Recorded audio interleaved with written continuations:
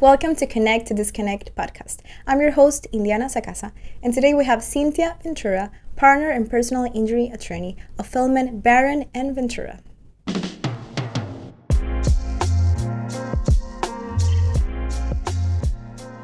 Hi, Cynthia. How are you? Hi, Indiana. I'm good. Thank you guys for having me. Thank you for coming. I know it's on a Tuesday night. At Yes. 5 p.m., I know traffic.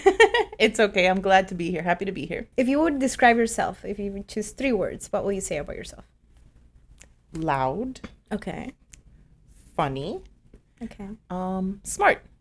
I like that. Loud, funny, and smart. Which means if I'm with you, I'm never gonna get bored. Correct. Exactly. It's the Okay. Cuban in me. So if I'm just bored, I can just call you right away, and I'm gonna have the laugh of my life. That's what I try to bring to people. Yeah. Okay, perfect. Sounds good. Okay, well, thank you.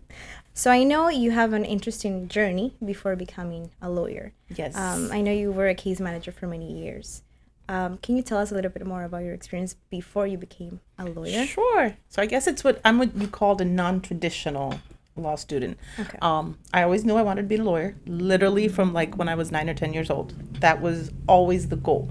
But then life happens sometimes, So I was in high school when I got my first job at a law firm. I looked in the newspaper and I got a job over the summer, and I started doing PIP suits at a personal injury law firm the summer when I was 16. So I was like, oh, this is great. This is exactly what I want to do.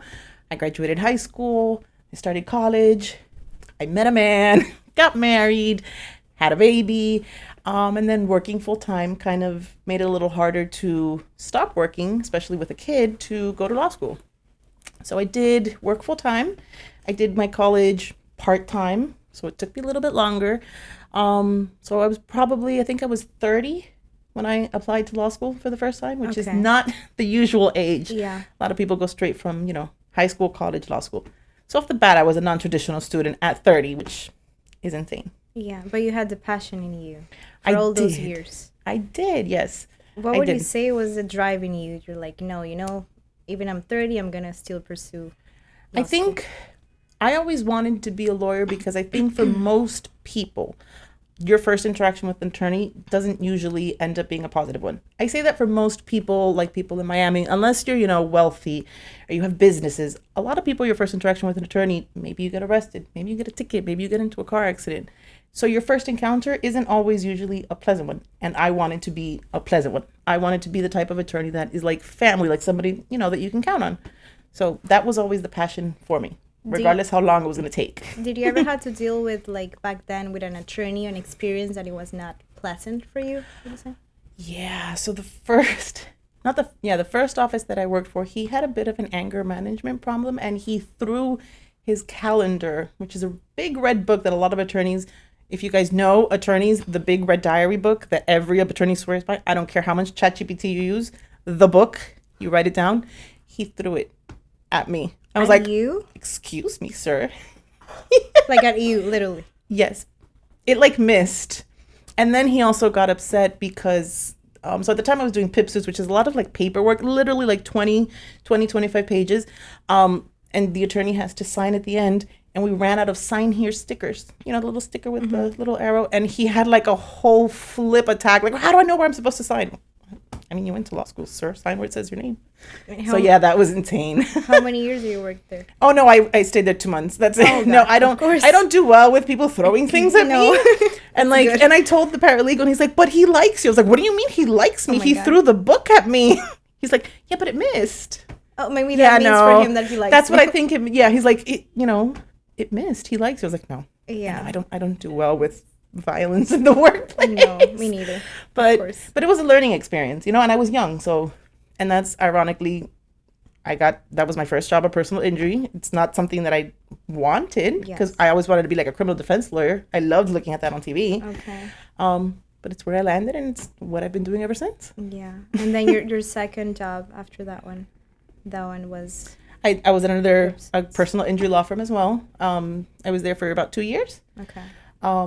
And then I got, let's see. So by the time my daughter was about 4 or 5 years old, I was like, okay, I think now, I finally graduated. Like I said, it took me a while to get my bachelor's. I worked on my associates while I was working full time. So I never quit working, Okay. which kind of makes studying a little bit harder, especially with a family to take care of. So yeah, I was 30 when I applied to law school for the first time. Okay. What will you say to, women out there that are trying to, follow their dreams, and they have a family, they have a kid, they're married, or, or they're going through struggles? What message would you give to those women? I would say stick to it, regardless of how long it takes or how many like pivots you have to take on your journey. People tend to think, oh, I'm going to do this, and you planned it, and I'm going to go to law school, and it's going to be 3 years, it's going to be perfect. And the reality is it's not, and it's not an easy endeavor, particularly for women. We have other obligations like a family. So my advice is just stick with it and make sure you have a support system. You have family that you can count on, because that's going to be super, super helpful and necessary. Yeah, with your kids. Yeah, especially. Yeah. I have one. She was a handful, so. Aww. Yes. Yeah. So starting that you were 30 when you started law school, right? I know it was also, you went through struggles there, and then it is my understanding that you had to go through the first year of law school twice. Yes. Can you Liked tell it us a so little much bit I more wanted to about do that? it again. Yes. And yeah, no, so I went to law school, and again, I was at this point, first year of law school is very hard on its own. My number one advice, don't get divorced in the middle of your law school first semester. Very good advice. Very good advice. Very If good you advice. are with somebody, stay with them or leave them before. That's my advice. Yeah. Yeah, so I got divorced. I was also working part-time and going to law school part-time, which I don't recommend at all, because it's made it virtually impossible to, study as well as I should have been doing. So I ended up being academically dismissed my first year of law school. I was on academic probation. I went into like the final exams, and I was incredibly overwhelmed, and I was academically dismissed. And it was horrible. It's probably one of the worst experiences ever, because I knew I wanted to be a lawyer. Yeah. I knew I could be a very good lawyer. I also knew the timing of life happens the way it is. It's a very humbling, horrible experience. But I didn't care. So I was like, how long do I have to wait until I can reapply? Like, 1 year? Okay, I will reapply in 1 year. I reached out to some of my law school professors who were all incredibly supportive. And they literally said, I know that you can do this. What are you going to change? So I started working part-time where I'm at my current firm now. Okay. I was like, I'm not going to work at all my first year of law school. I will be 100% committed to law school. I'm no longer divorced, so we don't have that in the way. Yeah. So I reapplied, and I was accepted, and I kicked ass my second time around. I was on the dean's list every single semester of law school, so that's 8 semesters. And I graduated top of my class, top 10%. I was number 15 out of 188. So my point 188. is That's too. always, Wow.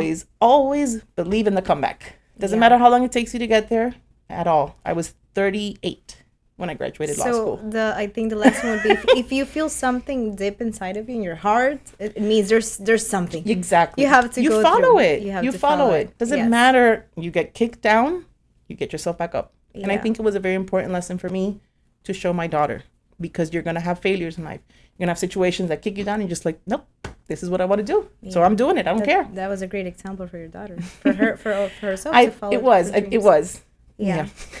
I'm curious. You said you were 9 or 10 years old when you knew you wanted to be an attorney. Yes. What do you have like a memory or something when you I'm were? pretty sure it was watching like Dateline, or like it was one of those shows, like the murder. It was one of those Okay. crimes. Yes, that I was like, oh, this is amazing. That's exactly what I want to do. I did not do any criminal law Watching work. TV. You did. It was it Yeah. was a TV show. I was like, that's what I want to do. That seems really cool. Like, Yeah. putting the bad guys away. And then I was like, well, yeah, I don't want to defend them. Maybe I want to put them away. And then You never doubted, like, oh, maybe I'll try something else. never. Never. At all. At Okay. all. I mean, I started as a legal secretary. I worked my way up to be a paralegal. Like, I always, from the moment I was 16, like, this is what I wanted to do. So we're doing it. Yeah. I don't care how long it takes to get there. Took a little long. Yeah. And when you went back to Feldman, how long did it take you to become a partner? 5 years. Yeah, because I'm going on 6 years now as an attorney. So yeah, just Wow. recently. What will you say in these 6 years, and you're now an attorney, that you have learned Something new, even though you were already in the law field. I've had to learn to be more patient, which I'm working on. It's not my strong suit. And I think just learning to be more patient and sometimes understanding that even though this is something that I do every single day and that I've been doing for, more than 20 years, I need to remind myself that our clients don't. For a lot of them, especially a lot of our non-speaking, like long English speaking clients, like this is a brand new experience for them. Sometimes we don't realize because we know everything that we do so well that other people don't understand it. So that's something that I've had to like fall back on and be like, you need to explain things better. You need to have more patience with people because I can't assume that they know what I know. Of course. Yeah. Okay. And do you have any interesting experience with a specific case? We can be an interesting or funny one or both. Let's see, an interesting one. We did have a client a few years ago, and this was before COVID, which is important because COVID brought a lot of weird stuff. People, were in quarantine. People weren't going anywhere. COVID was weird times. It's important to note that this client was before the weird times. Yeah. Okay? He did not believe in an actual doctor. He did not want to see the actual physical doctor. He's like, I can do this at home. Yeah. So he sent us a bunch of pictures of the physical therapy and the treatments he was giving himself at home. And yes. He was treating himself. Good. Like the colander with the strainer, like the metal strainer that you put pasta in? One of those was on his head. What? No way. Do you have pictures of them? Yes. Can't share those because attorney-client privilege. But of course. Yeah, so he sent us, which is even weirder because he had to have set himself up on the floor to take said picture of himself or to have somebody take it. Again, pre-COVID. Okay. Yeah. There was no quarantine at this time. And this weird, like it looked like a Walkman, like an old cassette player on his chest, and then like some little like metallic. I have no idea to this day, and I didn't want to ask because I thought that was going to go down a rabbit hole. Like, I have no idea what treatment he thought he was giving himself with the little metal helmet on his head. Yeah. Yeah, no. That is weird. It's I'm trying to process it. I'm like imagining it's very weird. I'm like, I can't send this to Progressive. Like, what am I supposed to do with this picture of you and like a metal strainer on your head? Like, oh my God. Yeah. And after COVID, do you have similar experiences? Oh God. Yes. I mean, I think so. When you do like personal injury, like, and Miami being Miami, like a lot of people think you can sue anybody for anything. Like there's like very just weird. Yeah. I don't know. I'd have to think about a really weird one. I know we've had a few. Well, everything that you share with me, like it's so interesting. Like the way you fought for, to become a lawyer. Like you already knew when you were 10 years old. I don't think a lot of 10 years old know what to do. They're not even 20-year-old. It's like it takes many years for I don't think 40-year-olds know what they want to do. Yeah, like many people actually, yes. Like that's many true. People don't know what they want to do in their lives. But that's okay. It's okay. It is. But I would say, like, it's fine. But question yourself. I would say, like, everyone should, like, of course, maybe you're 20, you got your first job, third job, whatever. As years pass by, you should question yourself, like, what am I good at? What do I like? What do I want to do in life? I feel a lot of people just live, without any purpose. Yeah. And I don't like that. I agree. Like, I think you should do what, if you love your job, and I know it sounds super cliche, but if you love your job, you do not work a day in your life. Whatever that job is. Doesn't have to be a lawyer, doesn't have to be a doctor. Like, and I tell that to my daughter, as long as what you are doing makes you happy, pursue it. That's it. And you can try it out when you're young. That's the point of like being in your 20s. Yeah. You don't like it, try it out. This is what you want to do. Work there 6 months. Give it enough time to feel it out. Don't quit after 3 weeks. Yeah. Feel it out. And if it doesn't fit you, you try on a different one. Yeah. So so you're the perfect example of commitment, And all of that. Keep at it. That's what I say. Keep at it. Whatever it is you want to do, you keep at it. Well, I feel grateful to be interviewed. Just so you know. Thank you. So going off in another topic. Okay. I know self-driving cars. You have heard of that? Yes. So it's an interesting topic that's popular nowadays, right? Mm-hmm. I saw a few of the little delivery robots on my way here. Oh, delivery robot with the little eyes. Yeah, with the little flashing hearts, and they stop. They're and cute. They're cute. They're cute. Yeah. Yeah. But anyways, that's a little bit different of the autonomous cars. Yes. What's your opinion on that? I think they're cool, in theory. I think there needs to be like a lot more research on them, like for cars to be kind of out there without people. I think the human factor needs to be in there a lot, but what are your thoughts on it? it scares me a little bit, I would say. Like if I see, like having no human at all, me personally, it's kind of like weird, Correct. right? Having no, Especially human. like I've never been in one personally. Have you? No. Okay, see, we have that. I've never been in one. So the only experience that I've had is I've seen him on TV, and it hasn't been good because one was on Grey's Anatomy and it was a car crash. Which, it'll be interesting. I haven't had a client in any of those, but I did have a potential client a couple years ago who was struck by one of those, like the autonomous vehicles. One of your clients? Yeah. He was struck by an autonomous vehicle? Like it ran over her foot very briefly, which was odd because I'm not sure how. So he was walking? Yeah, she was I think it was like a brickle. She said she was just standing and the thing never like Stop. no at all, and never like it's supposed to have really good radars or sense. People clearly did not. I don't know. I don't know enough about them to trust them. Yeah, and how do you treat that case? Because she actually didn't treat very much. She went to the hospital to sort of just get checked out, and they offered her like $15,000, and she was like, "This is great," and it was. So it was a very straightforward case. Oh God, and that was the only one. That was the only one. Yes, haven't had any. I don't know if there's a lot of those vehicles in Miami right now. Yeah, in Miami, I don't think it's much. No, but maybe in a few years it's gonna be like bombarded with. That's gonna be a different experience. So I'm gonna come back to that. But so do you think it's too soon for fully autonomous cars to be roaming in the streets around?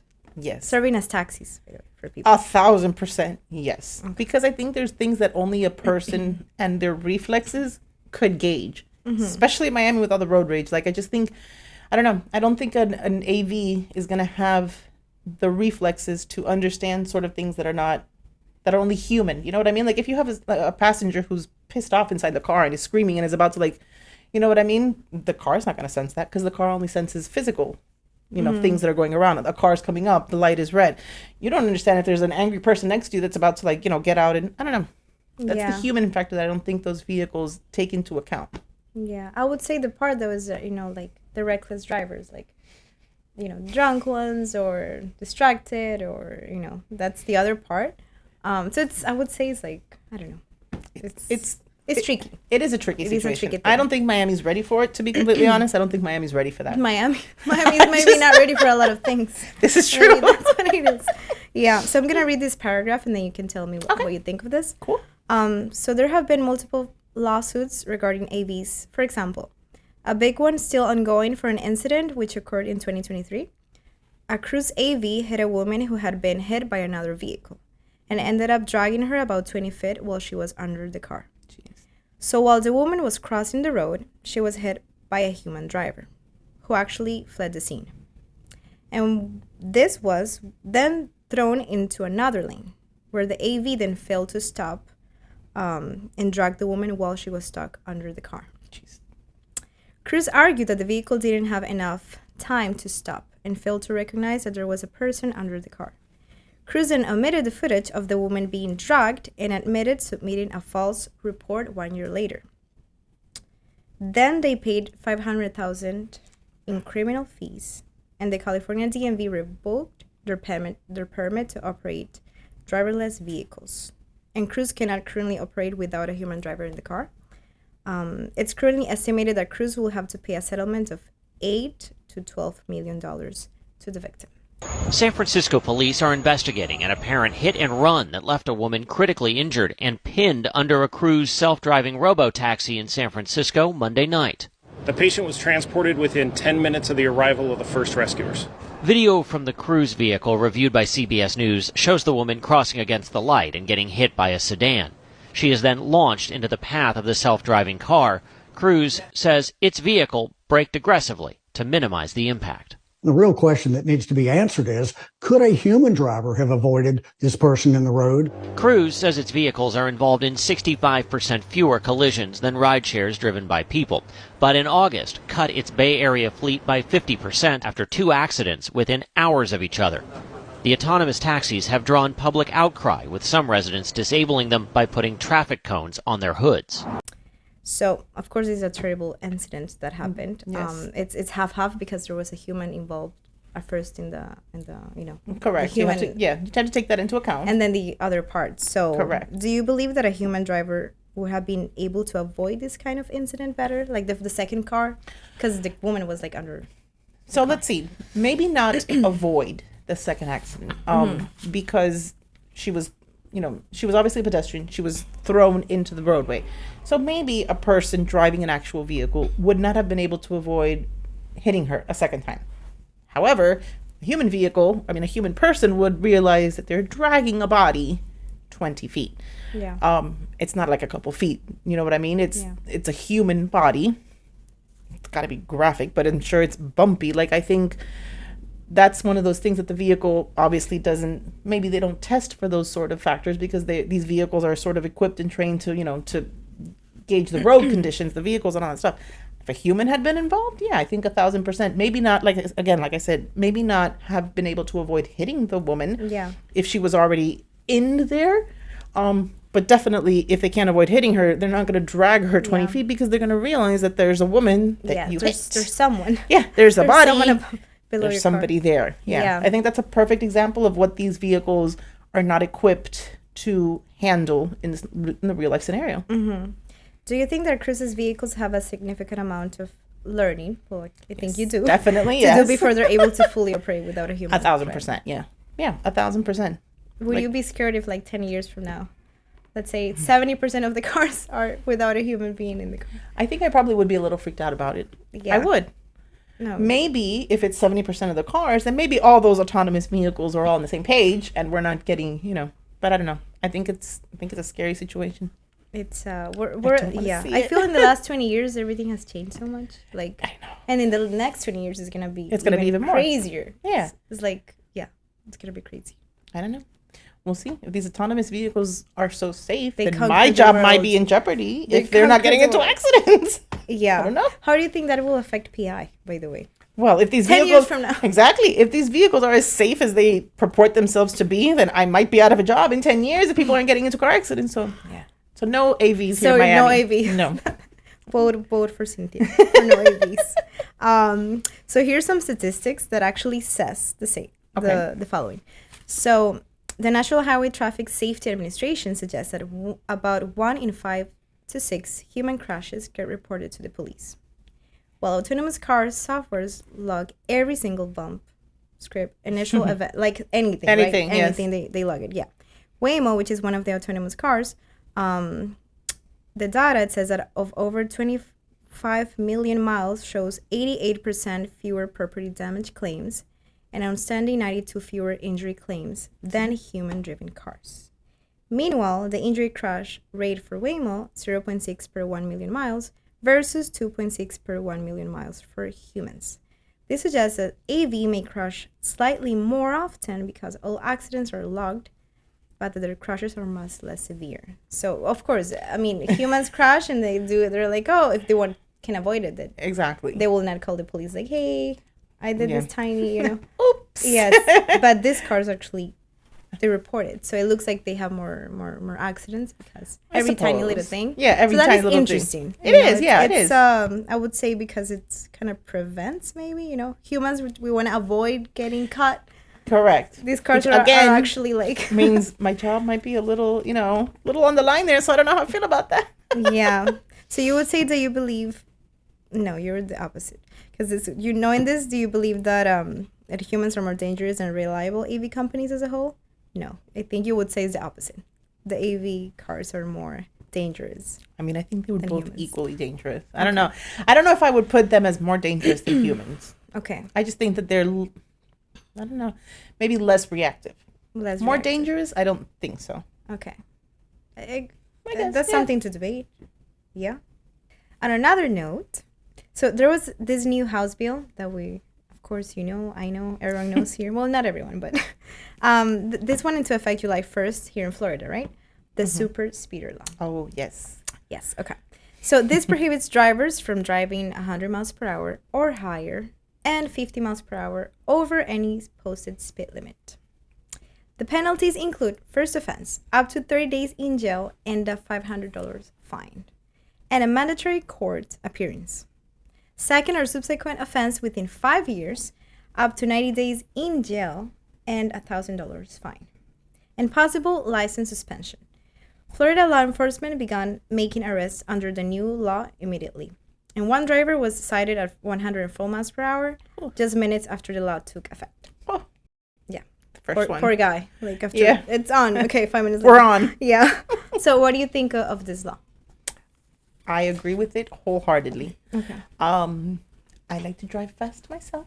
However, I don't think there's any situation where you could justify going 50 miles over any posted speed That limit doesn't make any sense. at all. It doesn't make any sense. Yeah.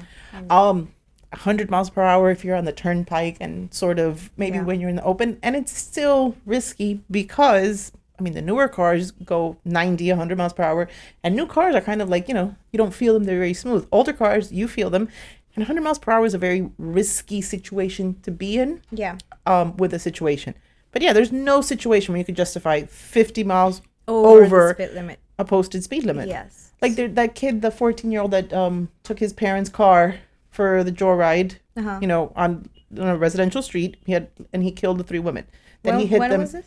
I want to say it was about 6 or 8 months ago. It was a 14-year-old 14-year-old kid in Hialeah. Uh-huh. He borrowed his parents' car and he was Borrowed going. or he like grabbed the car? I mean, he grabbed the keys and they claimed not to know. It's a one-way, like it's one lane each direction. It's a residential neighborhood, and he was going like 83 miles per hour. In a residential. Came out on all the news, and they were asking him, and he was like, I don't know how fast I was going. You're going 83 miles per hour. And The he speed killed, limit what, there. 3 people? So there were 3 women in a car. It was a like a 23 or 25-year-old woman, her mom, and Oh, her okay. aunt. So 2 of them were killed instantly, and I think the aunt was in like a coma for like 4 or 5 months and then passed away. Yeah. The speed limit there is 30. There's Yeah. no 30 reason to 80. Holy on shit. earth Yeah. for a car to be going 83 miles an hour in a 30 mile per hour residential zone. One lane each direction. There's just no justification for it. I think that bill is perfect. I think it probably should have been enacted years ago, Yeah.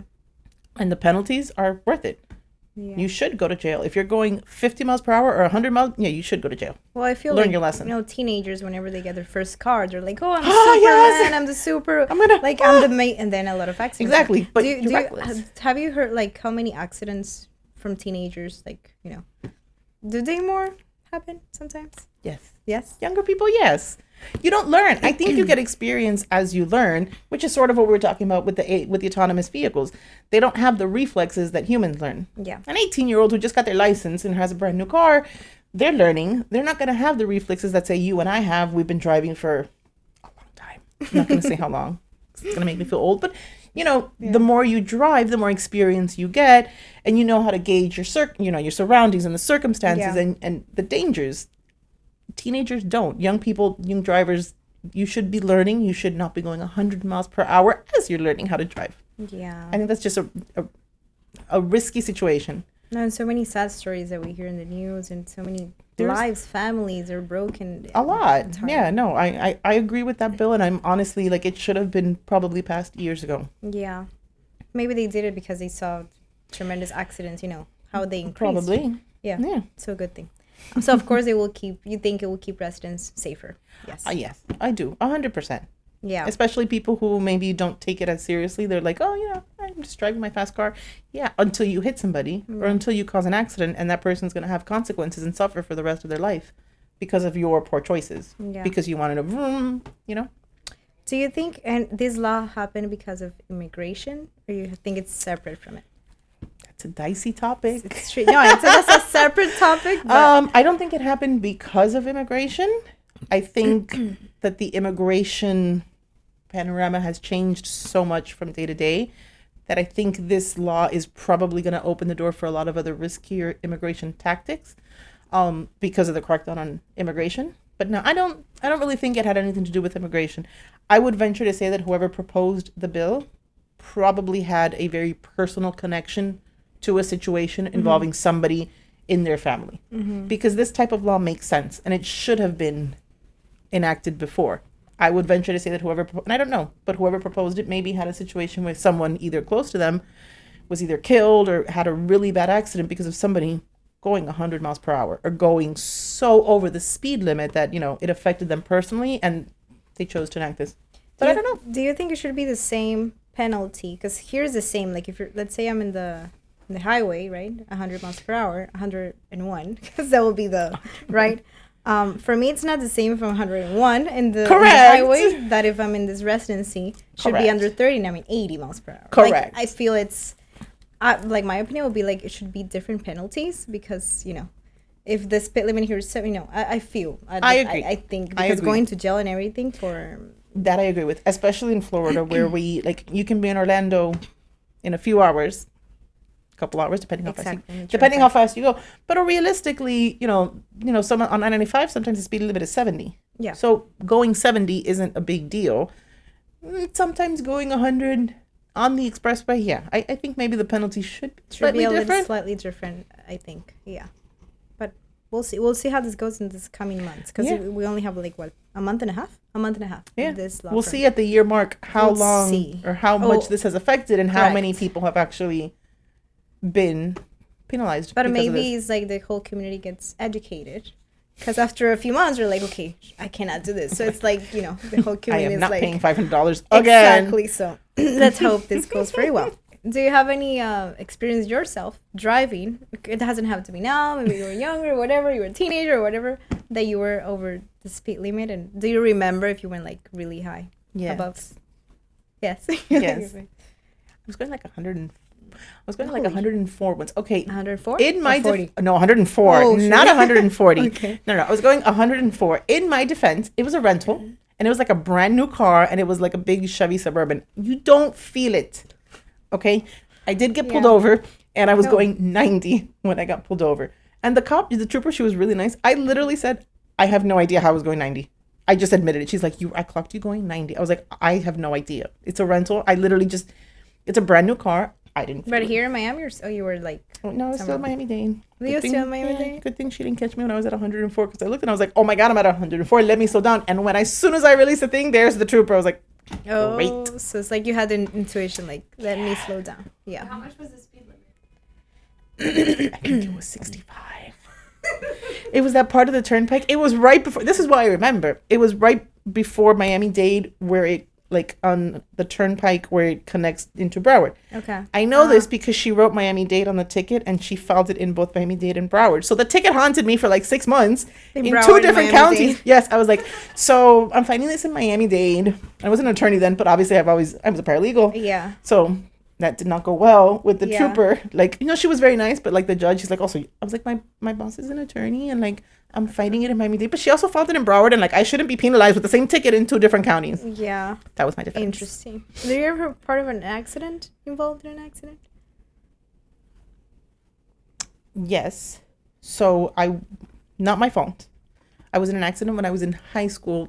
Cute little old man, pobrecito. He like made a left and never saw me. And like, I almost crashed into a pole, but like it was just the car. Yeah. I wasn't injured. And several years later, like again, I was on Bird Road and some guy made a left in front of me and like I couldn't avoid him and just, Yeah. and that was a funny So- story too. Funny? Yeah. Why was funny? So I'm like, that doesn't sound funny. here's why it was funny. Okay, so I mean, you do car accidents. You're familiar with it. So the person making the left has to yield the right of way. I was going, on Bird Road. I was going this way, and he made a left in front of me, and I couldn't avoid hitting him, so we went this way. And as soon as he gets off, he's like, you took the red light, right? I Oh. was like, I didn't. And if I took the red light, that means you took a red light because we're both going in opposite directions. He was like super rude about it. Yeah. Okay, had on this little like ID that I thought was like from Baptist Hospital or whatever, because he kept flicking it. I was like, Oh my God. Like, I work at the hospital. yes. And he was like, you took the red light. I was like, again. You should be like, I was like, again, if I ran the red light, you also ran a red light. Like, this doesn't make sense. Whenever the cops came and like they called fire rescue, I was like, no, I'm fine. I had just recently had LASIK.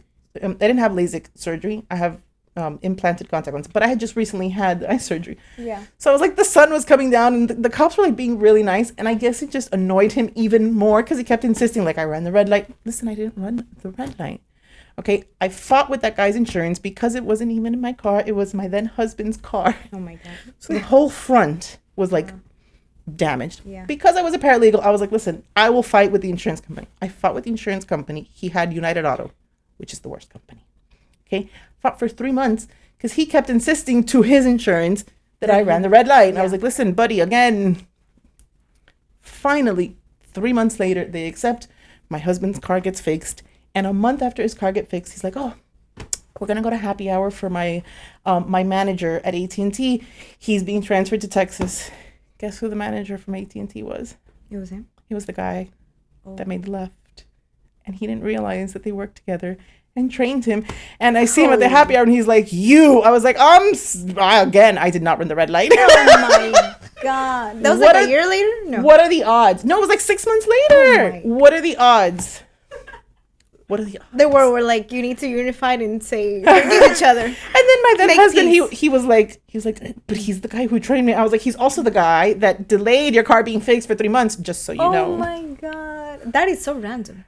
So And weird. Well, how stuff random like that is in that? Miami. Sometimes. Yeah, I guess Miami. Miami. It's like Miami. Sometimes. But how like, many people do you know that you never run into ever again in your life? What are the odds? That is weird. That is very weird. That is weird. Yeah. There should be like a. What is the lesson to be learned? The That lesson is to be weird. learned is that I did not That run the red line. that he needs to learn. To And know. you should learn Yes. that if we're in the different directions, if You I have a should- red, yeah. you have a red. Yeah. Doesn't think it through. Well, yeah, it was kind of funny. Well, the ending I was did- funnier.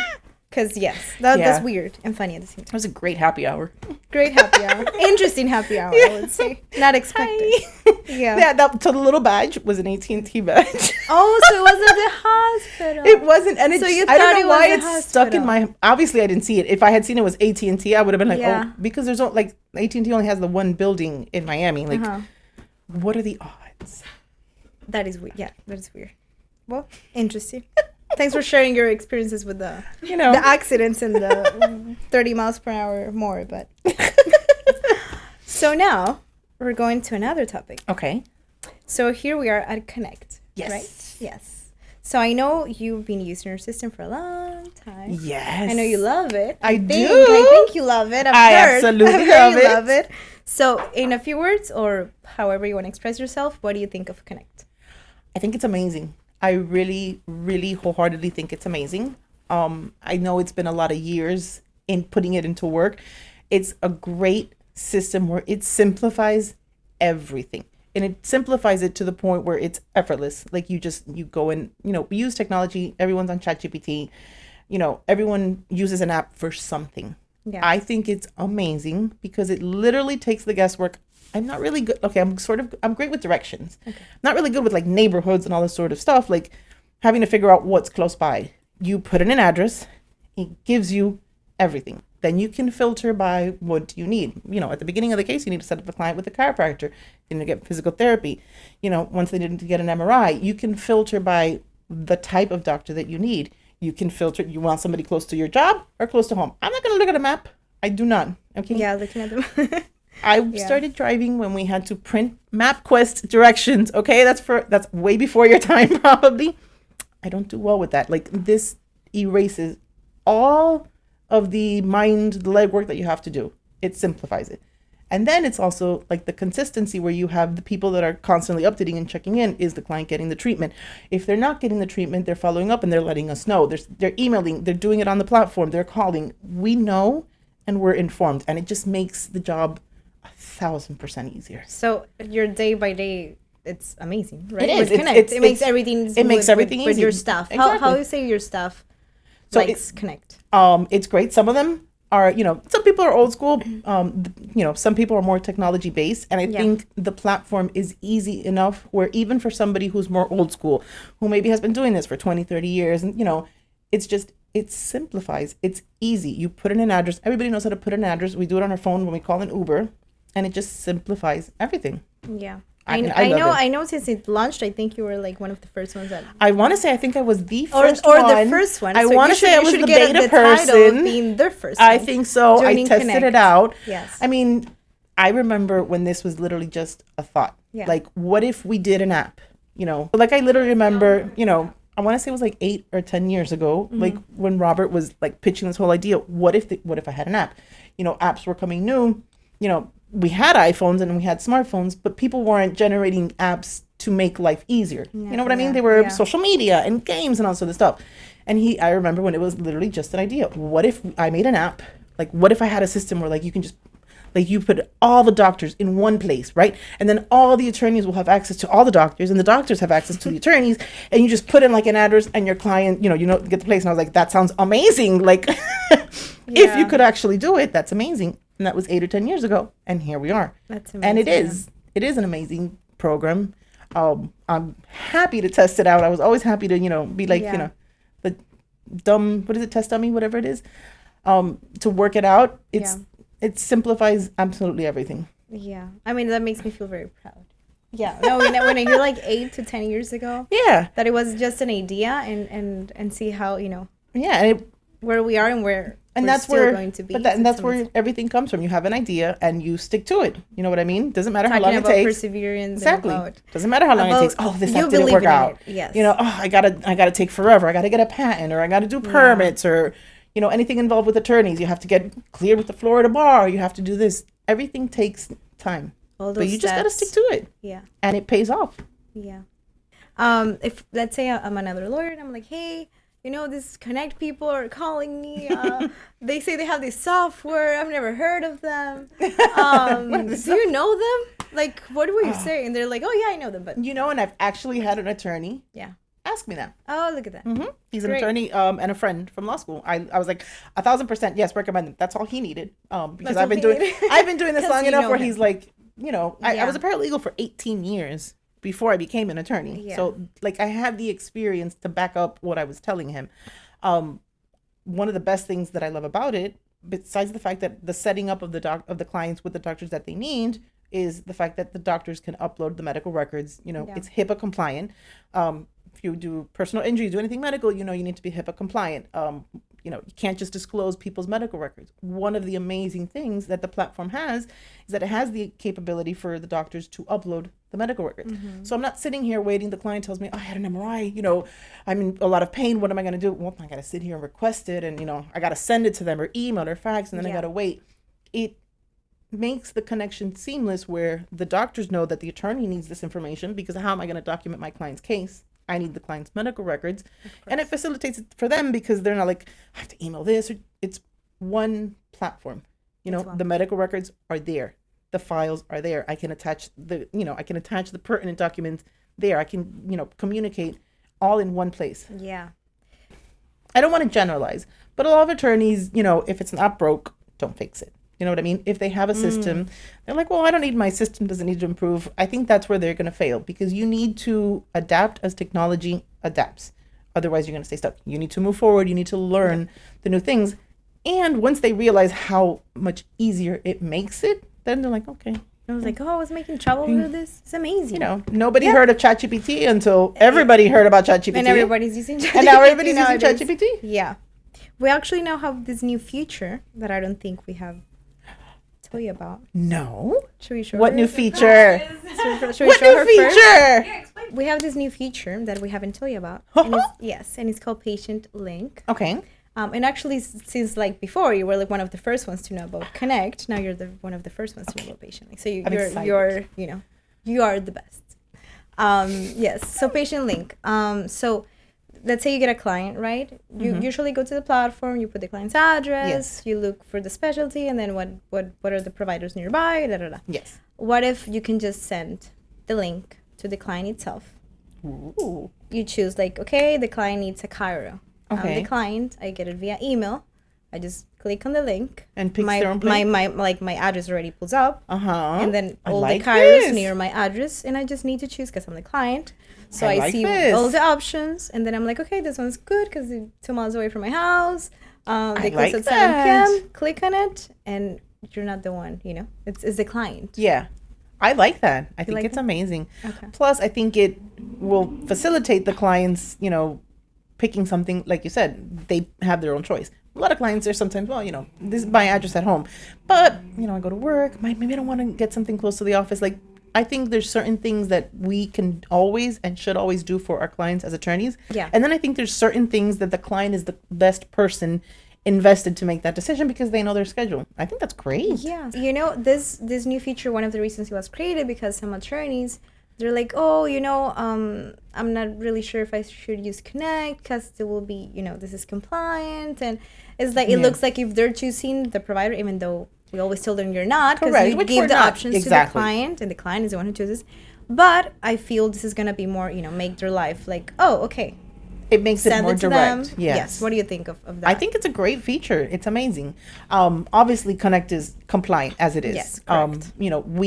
We facilitate giving the client the options. This just eliminates that one step and just has it directly from the client. I think it's great. Yeah. It's a great. So I feel feature. that is going to facilitate like I said, because there's Correct, there's yes. some law firms that, especially if they've never heard of us, Correct. they have that Lawyers that are sometimes thingy. stuck in their ways, They're you know? stuck in their ways, yes. So I feel this is like, it's been months that we've been working on the patient link. Like That's Robert has been, exciting. yes. So we're on the testing last week, and now it's Oh, that's exciting. I can't soon wait to be try it live. out. Or live. Or I will soon be to the test live. dummy, We'll know. you will know. be the test dummy. I Yes. tried the beta version. Yes. I'm all for it. I love volunteering. Okay. I will try it out. I will give you the feedback. This works. This doesn't Yes. work as much. Yes. Let's see. Bueno.